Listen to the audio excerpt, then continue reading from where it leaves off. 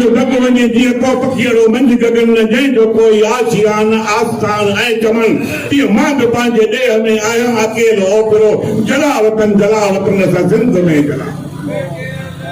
मुंहिंजा उस्ताद साथियो तव्हांजी इज़तुनि तव्हांजी अज़मतुनि के मां सलाम अज़मत पेश कयां थो ऐं हिन ॿधीअ जो मुज़ाहिरो इहा तारीख़ी रैली कढी तव्हां साबित कयो आहे त सिंध जे प्राइमरी उस्ताद हुजे गस्ता जो उस्ताद हुजे जिते बि कंहिं उस्ताद खे तकलीफ़ ईंदी त असीं उन उस्ताद सां सद में सद मिलाईंदासीं ऐं उन सद उहे वाक़ा बड़ा बणिजी गूंजंदा ऐं इन्हनि हुकुमराननि खे ॿुधाईंदासीं त असांखे इंसाफ़ घुरिजे इंसाफ़ घुरिजे इंसाफ़ घुरिजे साईं सुलेमान राजपाल जे न्याय सां जेका बेवाजिबी थी आहे जेका ज़्यादती थी आहे उहा ज़्यादती उहा बेवाजिबी सिंध जे न्याय सां थी आहे समूरी सिंधी कौम थी खड़ा थियासीं फ़क़ति ईअं न त सिर्फ़ु उस्ताद तबिको समूरी सिंध जो थियणु घुरिजे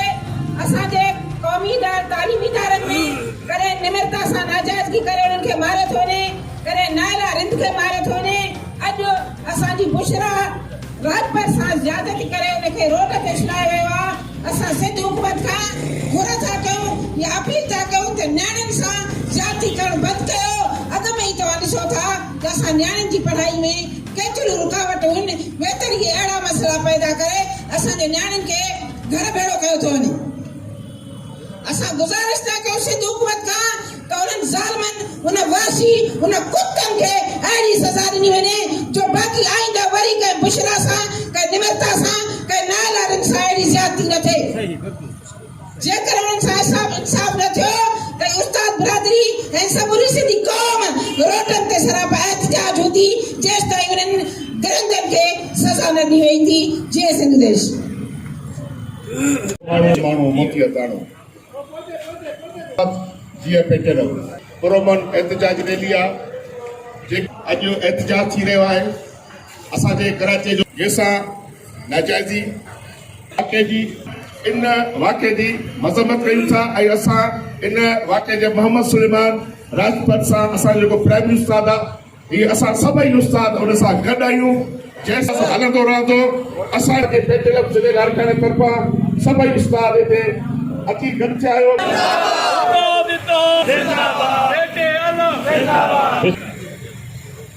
लाड़काने हक़नि जी हासिलात लाइ सिर्फ़ु मुंहिंजी सिंध न्यूज़ चैनल